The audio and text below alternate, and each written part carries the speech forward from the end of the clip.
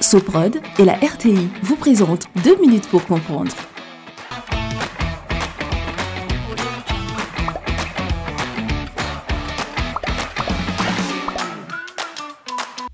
Bonjour, bienvenue dans 2 minutes pour comprendre, votre capsule quotidienne qui vous aide à comprendre comment fonctionne le monde qui nous entoure. Aujourd'hui, je vais vous parler de l'Équateur. Non, pas la ligne imaginaire qui coupe la Terre en deux, mais le pays. L'Équateur est en effet un pays de l'Amérique latine qui est entouré par le Pérou et la Colombie.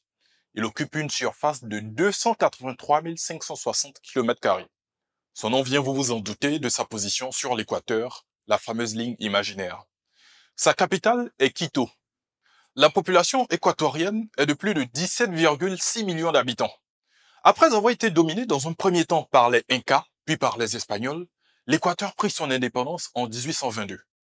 L'histoire du pays est troublée depuis par des périodes d'instabilité politique avec l'instauration régulière de dictatures militaires. 55 dirigeants se sont succédés depuis 1900. Par ailleurs, de nombreuses guerres ont opposé le pays au Pérou pendant plus d'un siècle. En 1990, les indigènes manifestèrent pacifiquement pour la reconnaissance de leurs droits, bloquant le pays en s'asseyant par terre.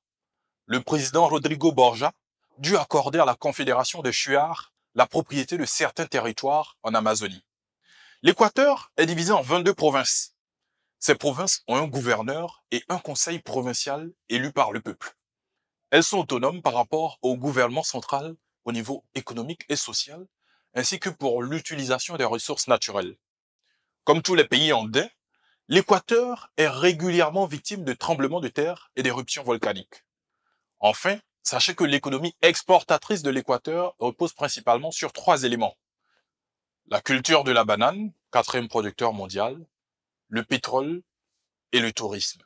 Je vous donne rendez-vous demain à la même heure pour un nouveau numéro de 2 minutes pour comprendre. Soprod et la RTI vous ont présenté 2 minutes pour comprendre.